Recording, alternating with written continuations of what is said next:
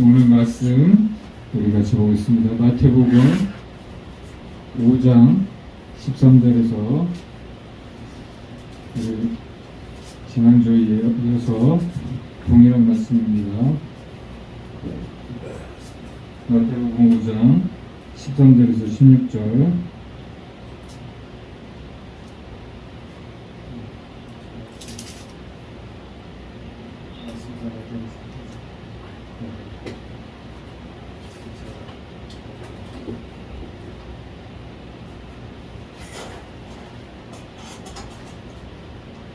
한 목소리로 13절에서 16절까지 한 목소리로 읽겠습니다. 시작.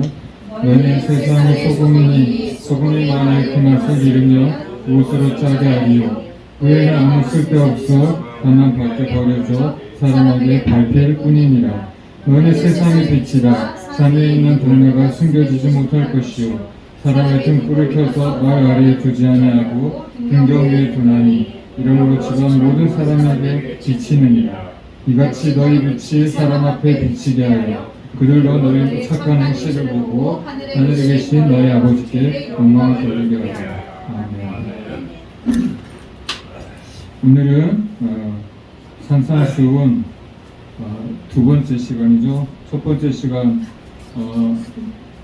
팔복에 대해서 말씀을 드렸고 그리고 두 번째 교훈 산상수훈 두 번째 교훈으로 소금과 빛의 삶에 대해서 지난주에 소금의 삶에 대해서 말씀을 드렸고 오늘은 빛의 삶에 대해서 좀 같이 은혜를 또 나누려고 합니다. 지난주에 소금의 그 중요성에 대해서 역할에 대해서 우리가 살펴보면서 소금과 비교해서 참된 우리 예수 믿는 사람으로서 정말 참된 그리스도의 삶은 어떠해야 하는가 한번 우리가 생각을 해보았습니다. 첫 번째로는 소금의 맛을 내야 하는 것처럼 우리 그리스도인은 예수 믿는 사람은 무늬만 모양만 이름만 그리스도인이 아니라 그리스도인다운 삶을 살아야 한다고 했습니다. 그렇죠? 학생은 학생다워야 하고 경찰은 경찰다워야 하고 군인은 군인다워야 하는 것처럼 그리스도인은 그리스도인다워야 합니다. 그 말은 그리스도인처럼 살아야 된다는 거죠. 그리스도를 닮아야 된다는 거예요. 예수님을 닮아야 된다는 거예요. 네. 두 번째로는 소금이 어떤 역할을 한다고 했죠? 썩는 것을 부패를 방생도 해준다고 했죠. 방부제 역할을 하는 것처럼 예수 믿는 사람은 내가 녹아지고 없어져서 세상 사람들처럼 나도 똑같이 손해 안 보고 이익을 얻으려고 하고 그렇게 해서는 이 세상을 변화시킬 수 없습니다. 예수님이 뭐라고 그러셨어요? 하늘의 밀이 땅에 떨어져 죽지 아니하면 아무 일도 일어나지 않지만 죽으면 많은 열매를 맺는다. 할렐루야. 예수님이 그 본을 보여주신 거잖아요.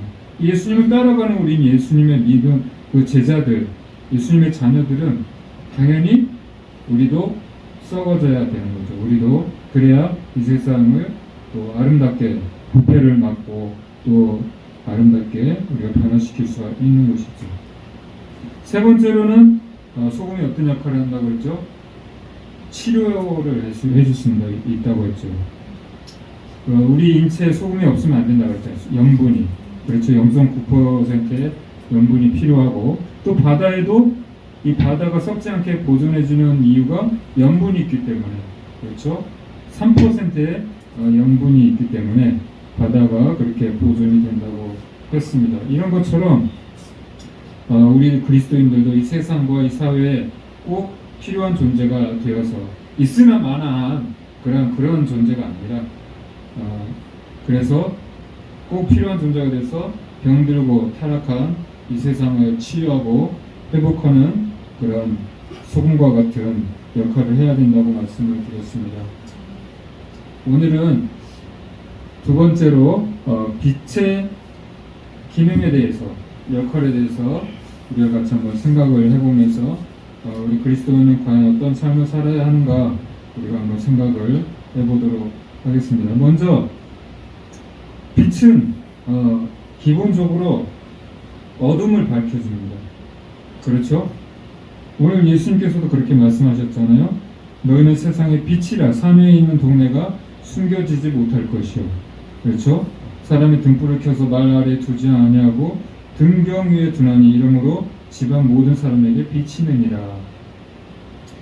예수님은 산 위에 있는 마을은 숨길 수가 없다고 그렇게 말씀하십니다. 이처럼 여러분 산 꼭대기에 있는 마을은 잘 보이잖아요. 어디서나. 그런 것처럼 빛은 어디서나 잘 보이잖아요. 그렇죠? 등불을 켜서 그리고 잘 보이는 곳에 놔두지 그것을 천으로 덮어두거나, 그렇죠? 보이지 않는 마루 밑에다가 놔두거나 그렇지 않잖아요. 그죠? 잘 보이는 곳에 이렇게 놔두잖아요. 그죠? 이렇게 다니다가 넘어지지 않게. 그렇죠? 옛날이니까 예수님 당시에는 등불을 사용했잖아요. 우리 어렸을 때도 호롱불, 호롱불을 사용했잖아요. 아시죠? 그렇죠? 전기가 없을 때 시골 마을에서. 저만 그랬나요? 예. 그럴 때가 있었습니다. 호롱불 켜고 책도 보고. 그렇죠? 전기가 없으니까 벽에도 초도 하나 이렇게 밝혀두고. 이런 것처럼 빛은 모든 것을 밝혀주고 또 보여주는 역할을 하죠. 빛은 기본적으로 하나님의 본질이에요. 하나님이 빛이에요, 여러분. 창세기 1장 1절에서 3절에 보면은 태초에 하나님이 천지를 창조하시니라. 땅이 혼돈하고 공허하며 흑암이 깊음 위에 있고 하나님의 영은 수면 위에 운행하시니라. 하나님이 이르시되 빛이 있으라 하시니 빛이 있었고 빛이 하나님 보시기에 좋았더라. 하나님이 빛과 어둠을 나누사. 이렇게 하나님이 천지를 창조하실 때 태초에 빛이 있으라. 그때에는 땅이 혼돈하고 공허하고 흑암이 아주 땅을 덮고 있었어요. 그렇게 혼돈한 상태에서 하나님의 빛이 있으라. 아무것도 보이지 않는 상황에서, 어두운 가운데서, 무질서한 가운데서. 그런데 여기서 말하는 빛은 해나 달이나 별과 같은 그런 빛을 말씀하는 게 아니에요. 그것은 나중에 창조된 것이고, 이때 말하는 빛은 우주를 비추는 근본적인 빛을 말씀하는 거예요. 우리 시편 74편 16절 한번 읽어볼까요? 시작. 낮도 주의 것이요 밤도 주의 것이라. 주께서 빛과 해를 마련하셨으며. 아멘. 그러니까 이 빛은 근본적인, 태초의 근본적인 빛을 말씀하는 거예요. 그래서 이 몹시 혼돈하다는 것은 무질서하다는 거잖아요. 그렇죠? 그리고 흑암, 아주 어두웠다는 얘기죠. 그런 상황에서 하나님의 빛이 비추일 때 모든 것이 이 빛 가운데 다 정돈이 되고 드러나게 되었다는 것이죠. 빛 가운데는 숨길 수 있는 것이 없습니다. 그렇죠? 물건을 찾을 때도 빛이 있으면 찾기가 쉬워요. 이게 방을 청소하다가, 그렇죠? 동전이 하나 장롱 밑으로 들어갔어요. 그런 경우 있잖아요. 뭐 물건이 반지가 뭐 갑자기 굴러가지고 장롱 밑으로 들어가더니, 그렇죠? 그때 또 이렇게 찾으려면 어두워서 안 보여요. 그럼 후리실을 이렇게 비추어 보잖아요. 그러면 운 좋게 거기 뭐 1,000원짜리도 나오고 막 동전 500원짜리도 나오고 그런 경험 있으시잖아요. 그렇죠? 막 거기에 먼지도 쌓여 있지만 비추면 안 보이던 것들이 다 보이고 또 내가 찾으려고 하는 물건도 쉽게 찾을 수 있는 거죠. 이처럼 빛 가운데 모든 것이 밝게 드러나게 됩니다. 마찬가지로 우리 안에도 주님의 빛이 비치게 되면은 우리 안에 모든 어두운 것들이 다 드러나게 됩니다. 어두움은 다 물러가게 됩니다. 그렇죠? 빛과 어둠에는 상반되잖아요. 그렇죠? 빛이 오면 어둠이 떠나가는 것이고 밤이 오면은 또 빛이 또 사라지게 되는 것이고, 그렇죠? 우리 안에 어두운 부분들이 있어요. 그렇죠. 우리가 속일 수 없는 하나님 앞에 뭡니까? 죄죠, 죄. 그렇죠. 우리 모두 우리 내면에 그런 어두운 부분들이 있다는 것이죠. 그것을 하나님의 빛이 비출 때 밝히 보여준다는 것이죠. 이게 길가를 지나가다가 이렇게 돌을 치워보면은 그것은 꼭 이 벌레들이 있어요. 벌레들이 이렇게 우글거립니다. 왜냐하면 벌레들은 어둡고 습한 것을 좋아하기 때문이에요. 마찬가지로 우리 마음에 비추이게 되면은, 하나님의 빛이 비추게 되면은 우리의 어두운 부분들, 더럽고 추한 것들, 악한 것들, 그러는 것이 다 드러나게 된다는 거죠. 그래서 주님이 이 땅에 우리를 위해서 오신 거잖아요. 왜요? 병든 자에게는 의사가 필요 없어요. 그렇죠? 그렇죠? 건강한 사람에게는 의사가 필요가 없는 거예요. 그렇죠?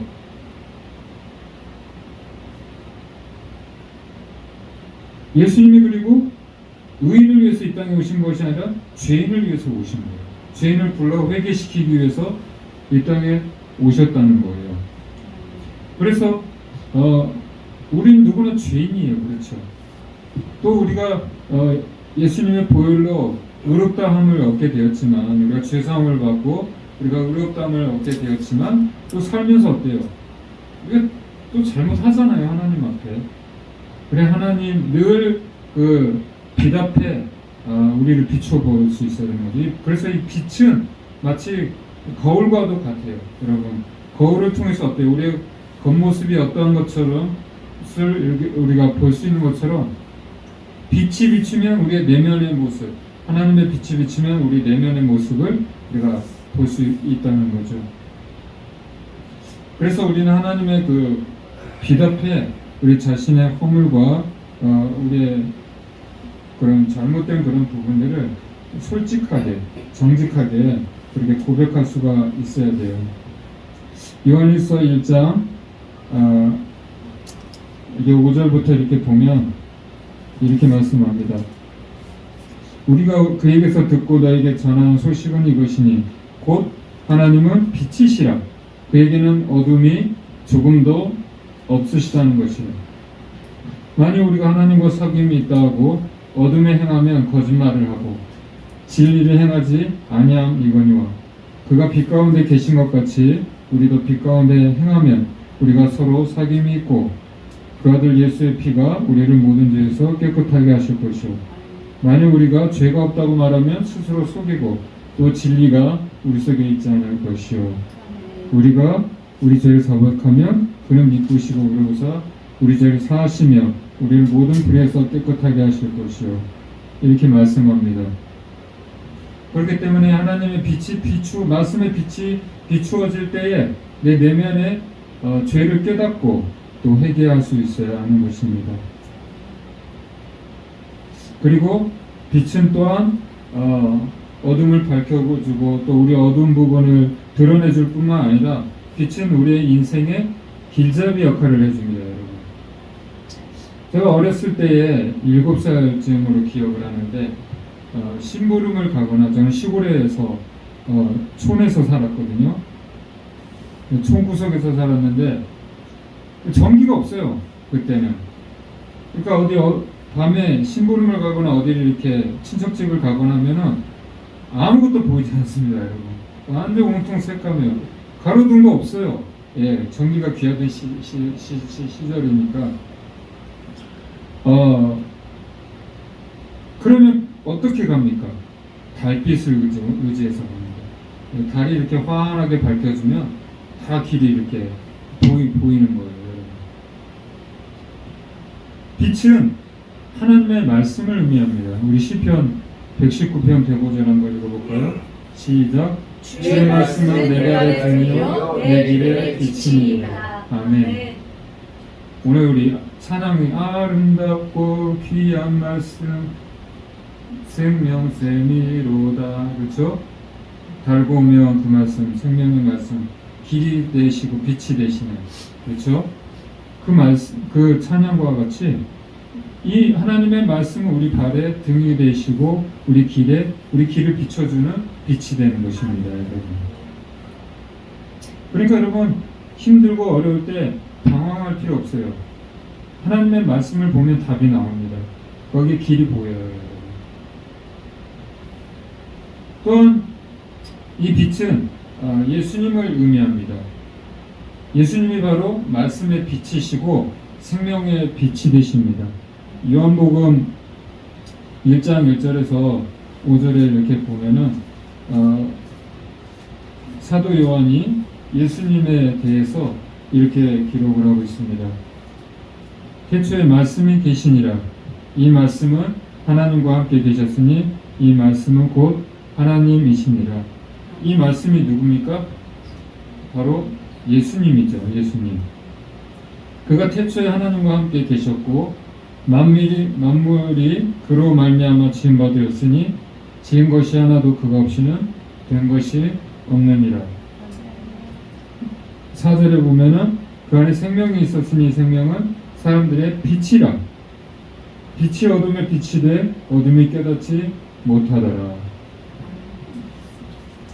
바로 예수님은 이 땅에 빛으로 오셨다는 거예요. 빛으로. 이 세상을, 이 어두운 세상을 비추어주는 빛으로. 하나님이 마치 태초에 빛이 있으라. 어둡고 홀로하는 가운데 우주가 온통 캄캄하고 그런 가운데 무질서한 가운데 하나님이 빛이 있으라. 그러니까 모든 것이 밝혀지고 드러나게 된 것처럼 질서가 잡혀지게 된 것처럼 예수님이 이 땅에 어둡고 혼돈한 가운데 있는 절망과 좌절, 죽음 가운데 있는 세상에 빛으로 오셨다는 거예요, 여러분. 그래서 주님 안에 있는 사람은 어둠 가운데 다니지 않는다고 말씀을 합니다. 요한복음 8장 12절 같이 읽어볼까요? 시작. 예수께서 또 말씀하여 이르시되 나는 세상의 빛이니 나를 따르는 자는 어둠에 다니지 아니하고 생명의 빛을 얻으리라. 아멘. 그래서 요한복음 1장 5절에 보니까 빛이, 그죠? 어둠의 빛이 돼 어둠이 깨닫지 못하다 이렇게 말씀합니다. 하지만 12절에 보니까 깨닫고, 이 사실을 깨닫고, 예수님이 우리의 구세주시구나, 우리를 구원하러 오셨구나, 이 사실을 깨닫고 영접하는 자, 그렇죠? 영접하는 자, 곧 그 이름을 믿는 자들에게는 하나님의 자녀가 되는 권세를 주셨다고 말씀합니다, 여러분. 그래서 우리는 주님 안에 거해야 하는 것입니다. 주님과 동행하라고 말씀을 하십니다. 요한복음 15장 4절 5절 같이 읽어볼까요? 시작. 내 안에 거하라. 나도 너희 안에 거하리라. 가지가 포도나무에 붙어있지 아니하면 스스로 열매를 맺을 수 없음같이 너희도 내 안에 있지 않으면 그러하리라. 나는 포도나무와 너희는 가지라. 그가 내 안에 내가 그 안에 거하면 사람이 열매를 많이 맺나니 나를 떠나서는 너희가 아무것도 할 수 없습니다. 아멘. 그러니까 우리는 빛 대신 주님을 떠나면은 우리 스스로 할 수 있는 것이 없어요, 여러분. 빛과 어두움은 공존할 수가 없고 상반되는 것이죠. 그렇죠? 그런 것처럼 우리 선택을 해야 돼요. 빛 가운데 있을 것이냐. 빛을 우리가 벗어나면 우리는 어둠 가운데 가게 되는 것이에요. 영적으로 봤을 때. 그렇죠?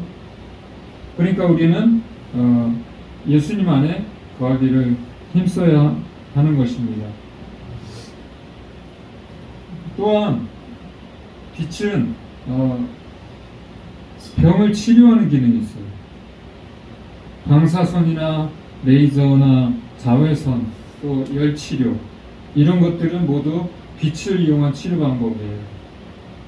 또한 기본적으로 사람은 이 적당한 햇볕을 공급을 받아야 합니다. 그렇지 않으면은 너무 이게 빛을 오랫동안 보고 있지 않잖아요. 그러면은 우울증에 걸리기 쉽다고요. 또 폐쇄 공포증 뭐 이런 거예요. 그래서 감옥에서도 이 독방에 있는 것이 그렇게 힘들다고 해요. 그러니까 뭘 잘못을 감옥 안에서 사고를 치고 그런 사람들은 독방에 이렇게 들어가잖아요. 거기는 빛도 차단해 버리는 거예요. 바깥도 볼 수가 없는 거예요.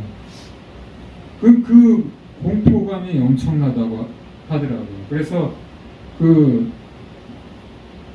그런 정말 무서운 그런 죄인들도 수감 생활을 하면서 아주 흉악무도한 사람이라고 할지라도 빛을 안 보고 이렇게 살면은 정말 공포에 시린다고 그러더라고요. 그래서 정신병에 이렇게 걸릴 수 있다고 합니다. 그래서 요즘은 바쁜 현대인들을 위해서 그렇죠. 그래서 우리가 햇볕도 수시로 우리가 이렇게 좀 받고 할 필요가 있어요. 산책하면서 그렇죠. 그런데 바쁜 현대인들은 그럴 시간도 없잖아요. 때로는. 그래서 감사하게도 영양제로도 이렇게 나와 있어요. 햇볕을 자주 이렇게 받지 못하는 그런 사람들. 그것이 바로 비타민 D죠. 그렇죠. 여기에 대해서 성경도 이렇게 증거하고 있습니다.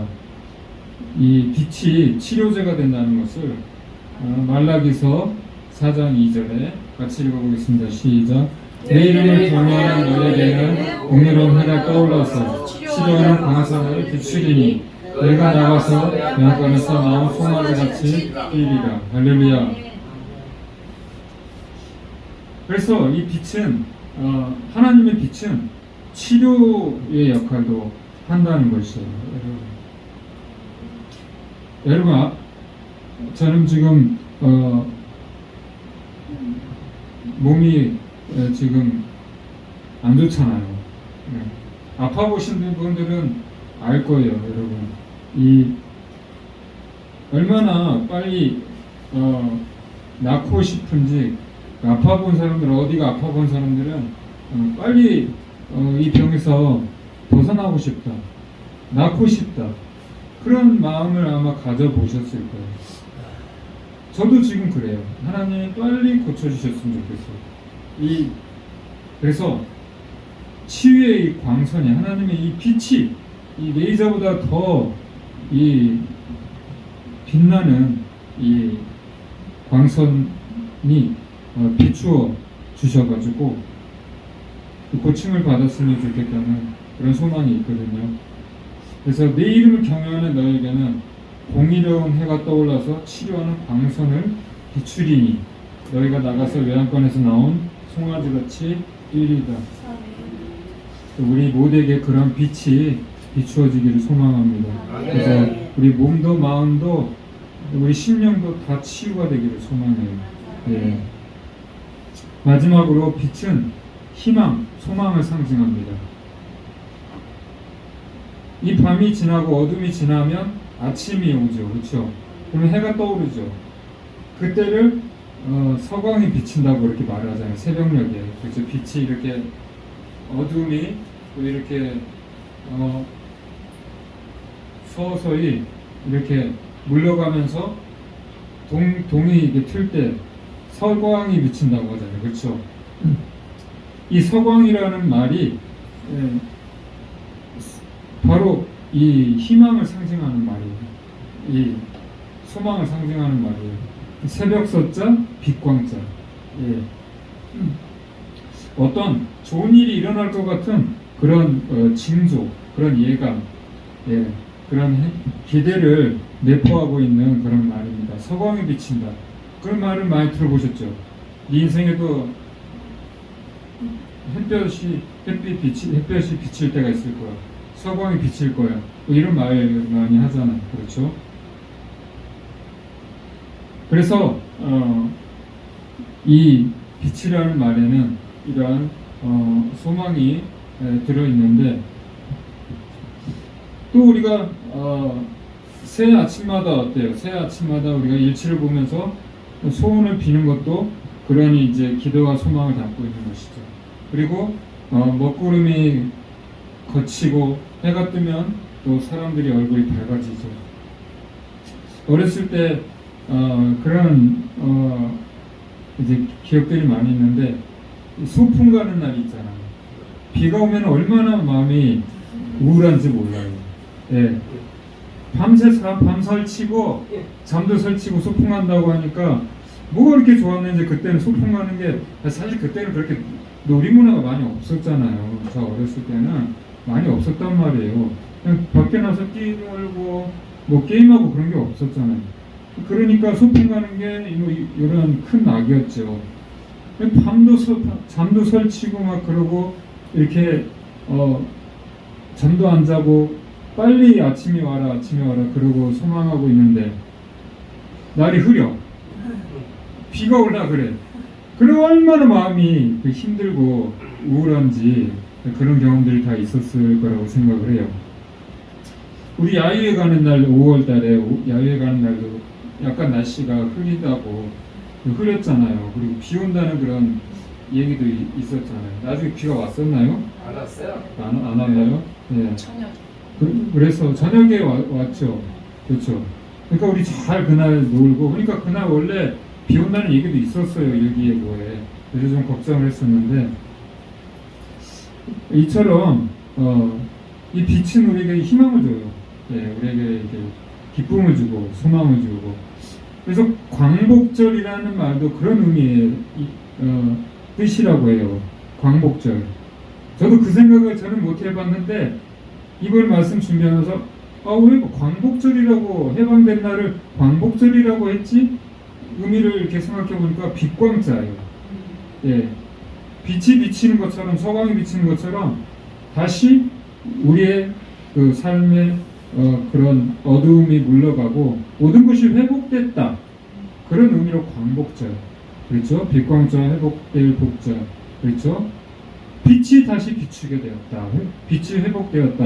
그 광복절. 그렇게 말을 하더라고요. 그래서 성경에도 이 빛을 소망의 메시지로 강력하게 이렇게 선포를 하고 있는데요. 이사야서 60장 1절에서 3절 같이 읽어보겠습니다. 시작. 일어나라 빛을 발하라. 내 빛이 이르렀고 여호와의 영광이 내 위에 임하였음이니라.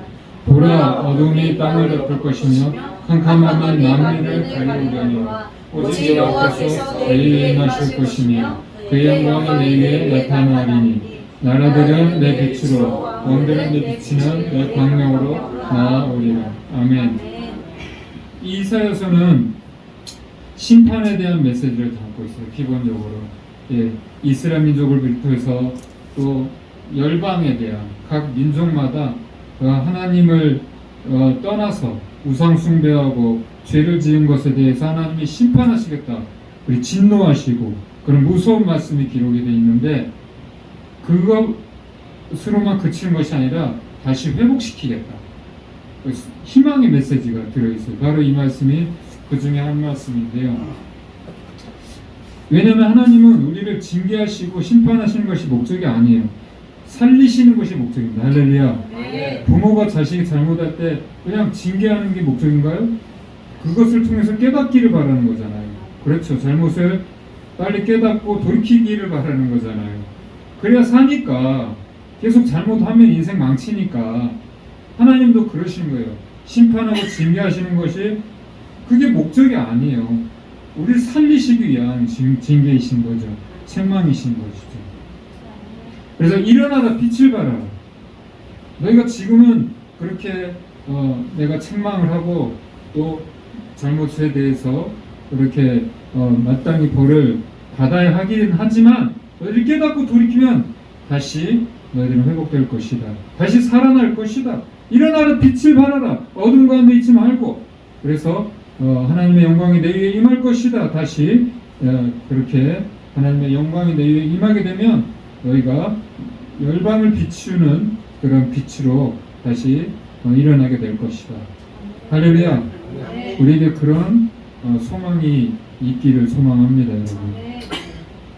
그래서 이사야 선지자는 절대적으로 하나님을 우리를 회복시킬 것이다 하는 구원의 메시지를 선포하고 있습니다. 이사야서 12장 2절 한번 읽어볼까요? 시작. 보라, 하나님은 나의 구원이시라. 내가 신뢰하고 두려움이 없으리라.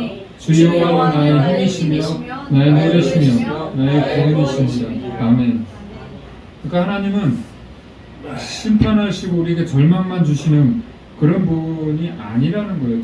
기본적으로 우리는 하나님을 신뢰해야 됩니다, 여러분. 우리 구원해 주시는 분, 우리 소망이 되시는 분, 우리 삶을 이끌어 가시는 선한 분이시라는 것을 우리가 기본적으로 우리가 그런 믿음을 가지고 살아가야 한다는 것이죠. 그래서 정리를 해보면 우리는 빛의 자녀라는 겁니다, 여러분. 할렐루야. 우리가 소금의 삶을 살아야 되고 빛의 삶을 살아야 되는 것은 바로 우리의 삶으로 하나님께 영광을 돌리라는 거예요. 그냥 말만 잘하고 그런 그리스도인 되지 말고 너의 삶으로 하나님께 영광을 돌려라. 그런 의미의 말씀이신 것이죠, 이 교훈은. 그래서 산상수훈의 두 번째 교훈, 이 빛과 소금, 소금과 빛에 대한 이 교훈은 결론적으로 너의 삶을 통해서, 너의 행동을 통해서 하나님께 영광을 돌리는 그런 삶을 살아야 된다는 것인데, 빛의 하나님이 빛이시잖아요, 그렇죠? 하나님이 근본적으로 본질적으로 빛이시라고 하셨잖아요. 그러면 우리는 뭡니까? 빛의 자녀잖아요. 하나님의 자녀니까 빛의 자녀인 거잖아요. 그 빛의 자녀의 삶은 어떤 것인지 에베소서 5장 8절에서 9절 같이 읽어볼까요? 시작. 너희가 자녀는 어둠이더니 이제는 주 안에서 빛이라. 빛의 자녀들처럼 행하라. 빛의 열매는 모든 착함과 의로움과 진실함에 이르니라. 아멘. 우리가 저도 전에는 하나님을 알기 전에, 믿기 전에는 어둠 가운데 마귀의 종로를 타고 세상의 쾌락에 빠져서 하나님을 떠나서 살아갔어요. 그렇죠. 어둠 가운데 있었단 말이에요. 그런데 이제 하나님을 믿고 하나님의 빛을 통해서 우리가 빛의 자녀가 된 것이에요. 그러면 더 이상 어둠 가운데 있을 필요가 없고, 또 빛의 자녀가 되었다면 우리는 착하고 의로운 삶, 그렇죠? 진실함, 이러한 열매들을 우리가 맺어가야 된다는 것입니다. 좀 정리를 해보면 빛은 첫 번째로 어둠을 밝혀줘요. 그렇죠? 그래서 우리는 날마다 하나님의 말씀에 빛 앞에 우리 자신을 거울에 비춰보는 것처럼 겉을, 우리 내면을 하나님의 말씀의 빛 앞에 우리가 비춰보아야 한다는 것입니다. 그러기 위해서는 진리의 빛, 생명의 빛 되시는 예수 그리스도 안에 거하는 삶을 살아야 됩니다. 왜? 우리는 예수님을 떠나서는 아무것도 우리가 할 수가 없습니다. 그렇죠? 빛 대신 예수님 안에 우리가 거해야 한다는 것이죠. 이 빛을 통해서 우리 자신이 먼저 치료받고 또 세상을 치료하는, 그렇죠. 제가 만약에 지금 앓고 있는 이 병을 고침을 받으면 저 같은 사람을 만나면 어떻게 하겠어요? 너도 고생 좀 해봐라. 그럴까요? 네? 그럴 수는 없죠. 그렇죠. 그러면 쉽게 알려줄 수가 있는 거예요, 여러분. 그렇죠. 얼마나 안타까운 마음으로 다들 고생해봤는데 이렇게 해보세요. 이 약 먹어보세요. 이 병원 가보세요. 그렇게 권면해주지 않겠어요? 그렇죠. 여러분도 예수님을 믿으면서 그냥 단순히 이렇게 믿는 것이 아니라 예수님을 믿으면 어떠하다는 것을 왜 좋다는 것을 세상 사람들한테 말해줄 수 있어야 돼요. 할렐루야. 네. 그런 증거가 있어요. 나 치료받았어. 예수님 믿어서 영도, 내 마음, 육신도, 내 영혼도 치료받았어. 그것을 갖다가 증명해 볼 수 있어야 된다는 것이죠. 여러분, 이 교회만이 그러한 빛은 희망이고 소망이라고 했잖아요.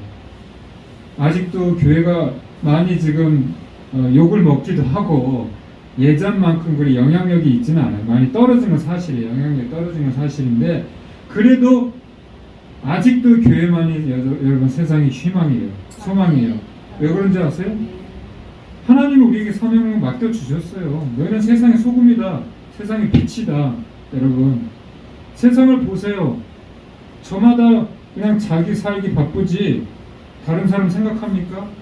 세상은 갈수록 이기적이고 무질서하고 부패하고 타락하고 여전히 교회는 하나님의 말씀으로 살려고 하잖아요. 그래도 그럼에도 연약함에도 불구하고 그래도 하나님 떠나면 안 된다는 그런 확신 가지고 살잖아요, 여러분. 그래 교회가 소망인 거예요, 여러분. 세상에 가보세요. 그냥 다 자기 살기 바쁘지, 자기 이익만 챙기지. 교회가 그래서 연약함에도 불구하고 교회가 소망인 거예요, 여러분. 그걸 하나님이 또 우리에게 맡겨 주셨고, 그래서 우리가 이 잃어버린 영향력을 회복해야 됩니다. 예. 그래서 이 소망 없는 땅 가운데 다시 일어나서 하나님의 영광의 빛을 발하여 하는 것입니다. 할렐루야. 우리 다시 한번 이 사상상 수원의 두 번째 교훈, 그렇죠? 팔복을 지나서 두 번째 교훈, 소금과 빛의 삶. 소금과 빛의 삶이 어떤 삶인지, 왜 예수님이 이런 교훈을 우리에게 주신 것인지, 말로만 하는 것이 그리스도인이 아닙니다. 삶으로, 행동으로 우리가 열매를 나타내야 하는 것입니다. 그래서 예수님이 그러한 교훈을 주신 것입니다. 다음 한 주간 살아갈 때, 우리의 남은 인생 살아갈 때에 빛이 되고 소금이 되는 여러분의 복된 인생 되기를 예수님의 이름으로 축원합니다. 네. 감사합니다. 오늘도 복된 나라 허락하셔서 주님 다시 한번 또 주님 예배를 통하여 생을 얻게 하시니 주님 감사합니다. 오늘 또 말씀 주신 대로 너희는 세상의 소금이다, 세상의 빛이다. 주님 오늘 또 빛의 자녀에 대해서 주님 말씀을 들었는데 또 한 주간 살아갈 때 이 말씀 붙들고 세상을 밝혀주는 빛의 삶을, 세상을 치료하는, 세상을 고치고 또 유일한 또 소망 되시는 우리 주님을 또 증거하는 빛의 자녀의 삶을 또 한 주간 살아가도록 주님 붙들어 주시옵소서. 하나님, 더 이상 우리가 주님 낙심 가운데, 어둠 가운데, 절망 가운데 있을 필요가 없습니다. 하나님 믿음을 가지고 하나님 늘 우리가 주님과 동행하며 주님 안에 거하기를 힘쓰며 주님 우리가 빛이 되고 또 소금이 되는 하나님 예수 그리스도를 닮아가는 하나님의 복된 자녀의 삶을 살아가도록 주님 붙들어 주시옵소서. 이제는 우리 구주와 인생의 주인이 되시며 길과 진리 생명 되시는 예수님의 은혜와 하나님 아버지의 무한하시고 변함없는 사랑하심과 성령님의 위로 교통 감화 충만하신 역사가 오늘 말씀을 통해서 빛의 자녀의 삶을 살아가기를 결단하고 다짐하고 돌아가는 사랑하는 성도님들 한 분 한 분 가운데 이제부터 영원까지 함께 하시기를 간절히 축원하옵나이다. 아멘.